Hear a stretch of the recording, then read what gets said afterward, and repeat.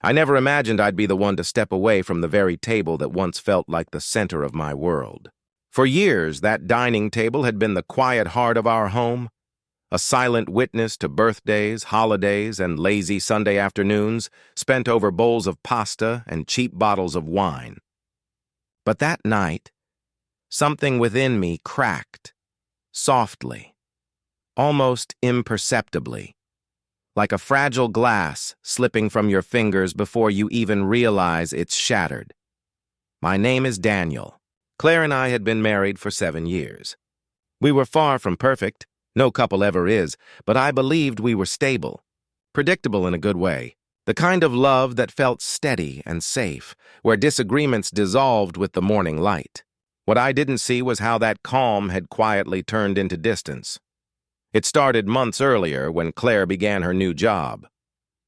She was radiant, full of enthusiasm, her eyes glowing with excitement. I was proud of her, truly.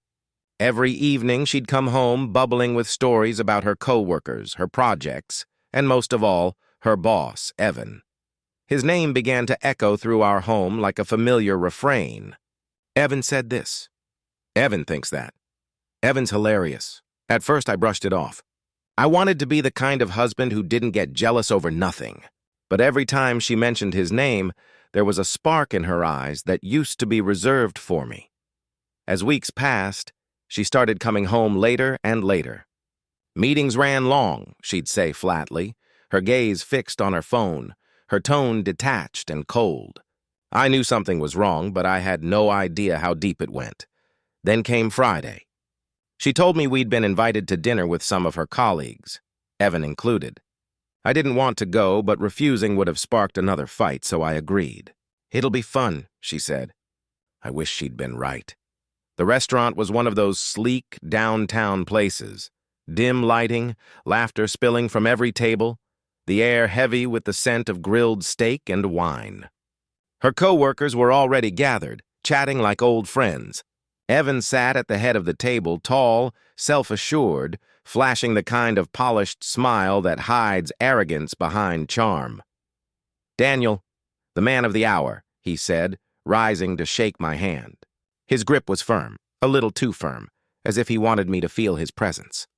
Nice to finally meet you, Evan, I replied, forcing a polite smile. Claire slipped into the seat beside him instead of next to me. That was the first red flag. Dinner began harmlessly enough. Light conversation, jokes, easy laughter. But as the drinks kept flowing, the tone shifted. Claire laughed louder than I'd heard in months. She leaned in close whenever Evan spoke, her hand brushing his arm once, twice, too many times to ignore.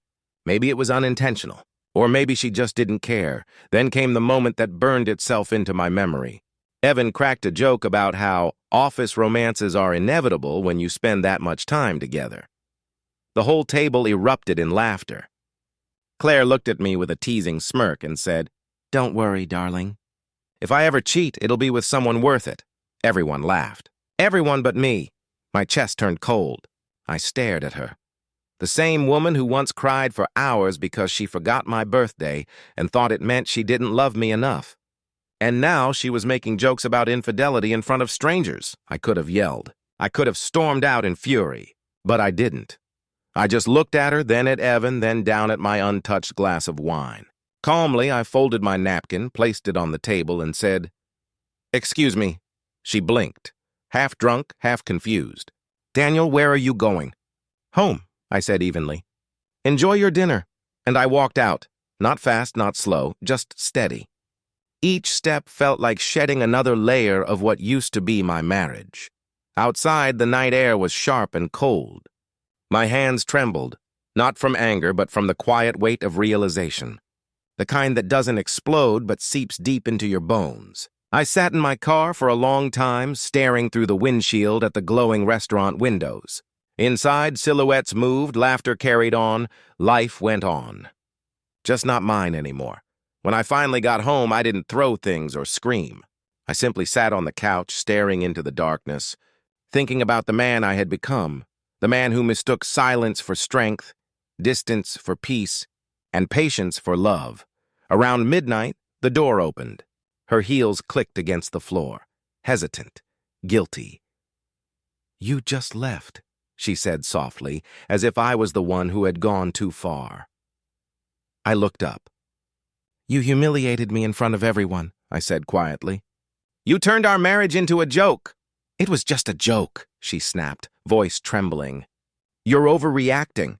That's when I realized why we weren't even fighting about the same thing. I was wounded. She was defending her pride. There was no bridge left between those two worlds. I stood up, walked to the bedroom, and began packing a bag. She followed, tears pooling in her eyes. "Daniel, please don't do this." I zipped the suitcase slowly. "I'm not angry, Claire," I said calmly. "I'm just done pretending this is love." She didn't respond. Maybe she finally understood. Or maybe she thought I'd cool off like always. But I didn't. I left with the same quiet composure I had at that restaurant, the kind that unsettles people more than rage ever could. That night, I checked into a cheap roadside motel. The sheets smelled faintly of bleach and strangers, but I slept better than I had in months. By morning, my phone was flooded with missed calls, texts, and apologies. I didn't reply. I just scrolled through old photos, birthdays, vacations, lazy mornings, all of them looking staged now, like scenes from a play that had already ended, because betrayal doesn't always begin with a touch.